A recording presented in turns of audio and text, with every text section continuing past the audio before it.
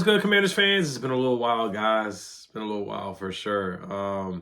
Just wanted to do a video. I know it's about best remaining free agents and also a cap space update video. Let me get the W in the video as well. I want to make sure I get the W on my zip up here. I'll get a little bit of it on there. And it's been a couple days, guys. So this is really like a vibe check, energy check video too. I mean, there's not much going on at this point. I mean, there's a lot of top 30 visits and stuff like that. But, you know, it's that lull kind of in between. Free agency just got finished, that first and second wave. Now this is like the third or fourth, fifth wave of free agents. Really not many guys being signed except for Russell Wilson to the Giants. And Jameis Winston to the Giants is like the biggest news that we really heard free agency-wise. And I think we are done for the most part. But, you know, you just never know. Maybe in August, assuming we make a move, or July we may sign somebody, something like that, over after OTAs and mini camps and stuff like that. And my voice is a little messed up. Maryland game last night and whatnot. Kevin Willard leaving and whatnot. So my voice is kind of basically gone. But I just want to check in with you guys. I haven't made a video in a little while. And definitely will be making some more videos before the draft, of course, before we get to it, mock draft, different things like that. So I definitely want to do that. Chop it up with you guys, get in the comment section and whatnot. May do a live soon just to check in. But so yeah, let's go over a couple free agents. But before we do that, I just want to give a quick shout out to today's sponsor, Raycon. What's good, y'all? And shout out to today's sponsor, Raycon. They got the coolest earbud headphones in the game, man. Look how smooth these headphones are. Also, I got this case to go with them. It's like this ocean type of case, Raycon. Real cool, man. If you want noise isolation, quick charging, charges real quick, and it has like battery life forever. I'm telling you, 32-hour battery life. Like, these are so smooth. I wear them all the time. I wear them to listen to podcasts. All my Skins Commanders YouTubers, I put these in to listen to you guys. Also playing football, getting outside with the kids, getting outside, just throwing the football. You know, you see me getting my Jameis Winston on, you know, moving my quick feet with my headphones in. I feel like I'm in the game. I feel like I'm an NFL player training and getting ready right before pregame. So Raycon headphones, man, check them out. They're the hottest in the game right now, man. Go to buyraycon.com/Oliver to get 20% off the best-selling everyday earbuds, brought to you by Raycon, man. Like I'm telling you, the battery life, there's a lot of good things about it, man. Check out Raycon and that noise, man. The bass, you can talk on the phone with the Raycon headphones. I'm telling you guys, check that link out. Using link buyraycon.com/Oliver. Make sure you guys check it out. Let's get back to the video. Shout out to Raycon, guys. Make sure you guys check out Raycon and definitely use that link down below. As I said, great headphones, man. Like I said, if you want to work out, play football, those headphones are great to use. All right. So rapid fire, we'll go through the free agents here that are left. This fourth, fifth wave of guys. Of course, quarterback, we don't have to look at that. Thank goodness we don't have to look at quarterback free agents. Like, man, we're not in the position. We were in the Giants position for years and years and years. Signing guys like Carson Wentz, trading for guys like Carson Wentz, signing Ryan Fitzpatrick. Like, we were in that kind of Jacoby Brissett. We were in that kind of mode where, not kind of, but we were in that mode, signing journeyman quarterbacks. You know, even going back to trading for Donovan McNabb. Mark Brunell was good too. You know, we signed him. But so many, Alex Smith, shout out to Alex Smith, we traded for him. But so many, you know, Case Keenum. I mean, I could go on and on and on about the quarterbacks. But just looking at other teams and seeing in the position that they're in, that's where we were, where they're desperate to sign Russell Wilson at the age of, 34, 35. Jameis Winston in the last leg of his career, who's going to throw... He's going to throw 3 touchdowns, but he's going to throw 3 picks too if he's playing, if he starts. So yeah, it's just funny to look at the Giants and laugh at that. But like I said, I'm not going to take the Giants lightly at all. I'm not going to take them lightly at all. We definitely should sweep them, but I'm not going to take them lightly. Excuse me. So running back list right now is available. Who's available? We'll start running backs. We're not going to sign a running back, but just looking at the list, like J.K. Dobbins, I'm surprised that he's still a free agent. Like, he had a good season. I know he came off the injury from the year before, but like he had a really good, he had a 1,000-yard season, I believe. Like he had a darn good, he was very productive. He stayed healthy for the most part as well, and they made the playoffs. He's 26 years old too, so 905 yards, which is close. Like if he didn't get hurt, then he would have got an 1,000-yard season for sure. So I personally wouldn't bring him in, but you know he's better than B-Rob. But you know we're not going to bring anybody in. So, like I said, running back, we're going to run through this real quick. Nick Chubb, I do like Nick Chubb. If they were thinking of bring him in instead of re-signing Jeremy McNichols, I would have been on board for that. But at the same time, it's like you're not going to have Nick Chubb and B-Rob on the same time. So running back is kind of like, that's not really a position we're going to look at unless it's the draft. Now, J.K. Dobbins is probably available because of all the talent that's in the draft. Like, this is like the toughest free agency for running backs to make a lot of money because there's so many guys coming out that are talented in the first, second, third, fourth, fifth round, really throughout the whole draft. So, I mean, that's just what it is for running backs. All right. A little H2O here. Wide receivers, not many guys. Amari Cooper, I've been big on him. I think he would be a great compliment to the team, but we're not going to bring him in. We just signed Michael Gallup. We got Terry, Debo, Noah Brown, KJ Osborne, that's 4. Michael Gallup, that's 5. Luke McCaffrey, that's 6. So that's 6 receivers right there. Jamison Crowder still a free agent. We're not going to bring him back, most likely. So we have 6 guys that are really kind of locks, in my opinion, make the roster. We may draft a guy. That would be 7 guys if we draft somebody in the first, second, or third, or whatever picks that we have. So, I mean, wide receiver room is there's just not much room to make a move. But I would love to bring in Amari Cooper. Keenan Allen, he's on the elderly side, but I do like Keenan Allen. I wouldn't bring him in right now. Amari Cooper would be the only guy, and Elijah Moore would be the only 2 guys I would take a look at from the wide receiver spot.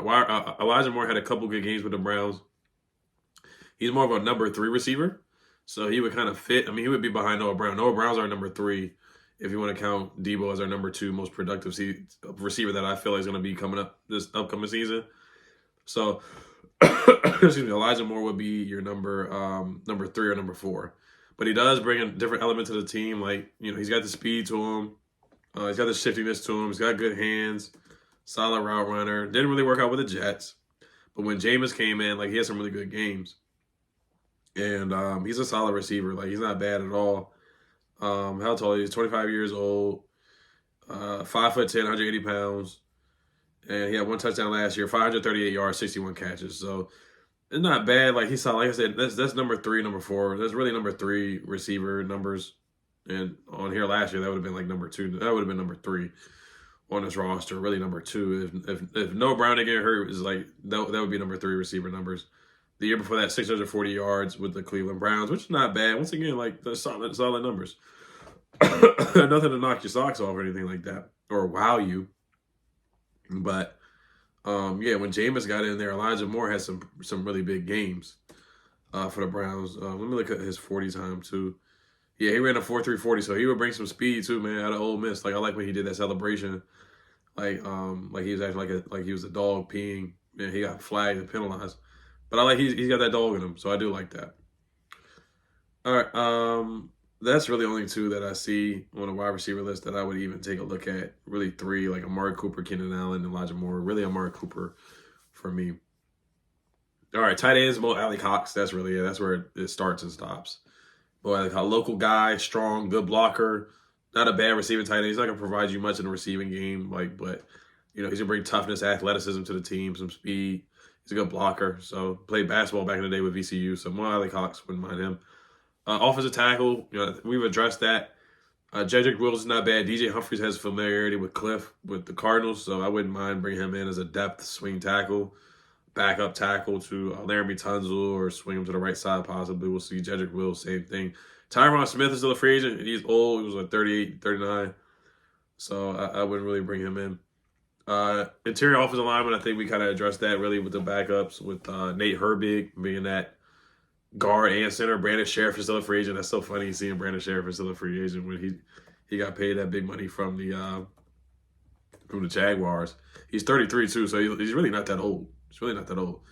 But a backup guard, like, I wouldn't be mad at that for Brandon Sheriff being a backup guard for us. Wouldn't be mad at that. That's really it with the guards, interior offensive lineman. Edge rushers is where I do see some juice there. Zadarius Smith. I've been banging on the table for Zadarius Smith. I would like to bring him in at least for a visit or a workout or something, man. Like, he still has production. Like, he had a good year with the Browns and the Lions last year. Like, he had a sack on Jaden when we beat him we beat the Browns 42-14, but still he had an impact in that game. He had 9 sacks last year. Like, that's somebody I feel like we can bring in, and he would be the replacement of Dante Fowler. So I would like Zadarius Smith on this roster. Von Miller too. Von Miller's not bad. Like, he's old, of course, but he still puts up numbers. Like, he still gets pass rush. Like, he's not gonna be our number one pass rusher. Like, he's not gonna play a lot of, like, he's not gonna play majority of the snaps. Like, he's just gonna come in and be a specialist. 6 sacks last year. So like I said, Zadarius come in and be a rotational pass rusher. Same thing with Von Miller. Like, wouldn't mind that. I know we're gonna draft a guy, probably Donovan E. or maybe take a chance on James Pierce, Shamar Stewart, guys like that. I do like the guy from Ole Miss. He's another guy. I can't pronounce his name. It's like Prince something. I can't pronounce his name. I do like him from Ole Miss. I like him. Mike Green's not going to drop to 29. So, I mean, you may have to take a look at another free agent defensive end. Matt Judon, he's not bad. Not too high on him. Preston Smith, we've been there, done that. Seen what he does. He's with the Steelers, and they didn't bring him back.